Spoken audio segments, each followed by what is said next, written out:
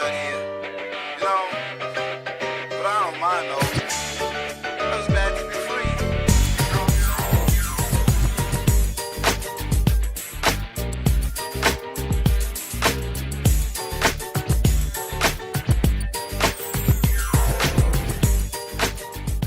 Tonight I want to talk about Habakkuk 2. And it says, I will stand my watch and set myself on the rampart. Anybody know anything about a ramp? It's a higher place. And watch to see what he will say to me. See, we've been saying a whole lot of things, but sometimes you need to be quiet to see what God has to speak to you. That's why the fast was so important. For us to shut up and for us to hear what God has to say concerning us in this season.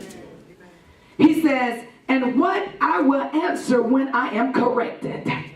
Because see, there's sometimes correction has to be taking place. You can't do the same old thing you've been doing and expecting different results.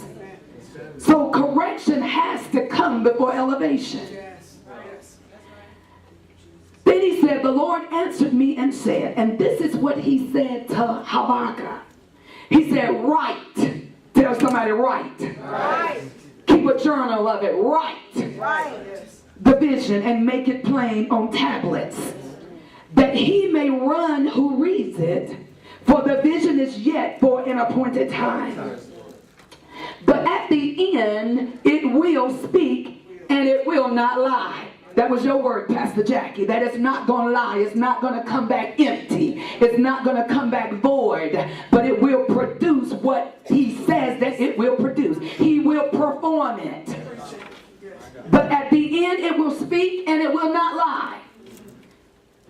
Though it tarry, wait. Tell your neighbor, you got to wait. Say, wait for it. Wait for it. Because it will. Now tell them this. Because right after he tells us to wait, he gives us a guarantee that it shall surely come. Surely come. Surely. Come on here. He said, it will not tarry. If I spoke it and I said it's going to do what it says it's going to do, it will not tarry, but yet it will speak. He said, behold the proud, that's the evil and the arrogant person. For his soul is not upright in him. But the just shall live by what? Faith. Ask your neighbor, say, are you the just? Say, are you living by faith? Just for a few minutes. You give me about 15 or 20 minutes. I just want to talk a little bit about it is my appointed time. It is. Oh, I like that. All right. See, for 21 days, we're supposed to be changing how we speak.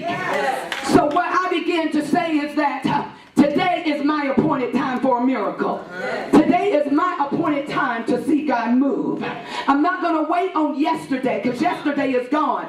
But every day, by his tender mercies and his grace, I begin to get up and I begin to speak. Today is my appointed time. Be seated.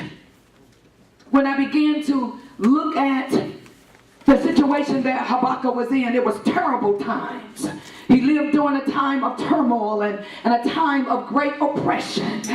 It was one of Judah's most crucial periods of time. Oppression against the poor, violence against citizens, strife and contention. Judah was at war, but yet there was a prophet that believed the word of God.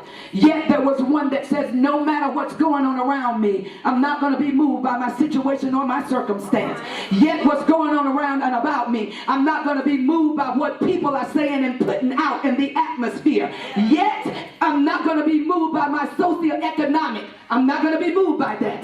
But I'm going to be moved by what the word of God says concerning me. If he said write it down and make it plain, then my job is to write it down and make it plain. All right.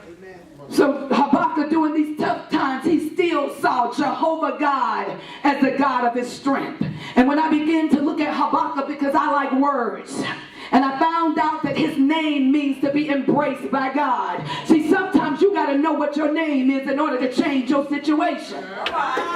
And if you don't like the name that your mom and your daddy gave you, then you need to contact God and get before God and say, God, give me a new name so that I can walk. Come on, y'all ain't going with me. Sometimes you just need a name change.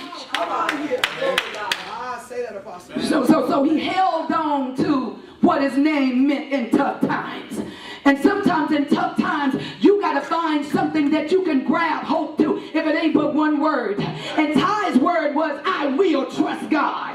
Oh, y'all ain't got it yet. See, sometimes in seasons that you go through, what God may give a word for somebody else, but that might not be my word. Because during my season of going through, he may give me my word, just walk by faith and not by sight. He may just give me my word that the just shall live by faith. But whatever your word is, you got to learn how to hold on to your word until your change comes. Yes. All right. My God. Glory. Instead of being ruled by worldly considerations, Habakkuk put his trust in God. And because he put his trust in God, that means he had to change his posture before God. Yes. All right. See, we haven't learned how to change our posture yet. You can't get a whole lot from God standing up. But when you begin to get on your knees and you really begin to petition God and you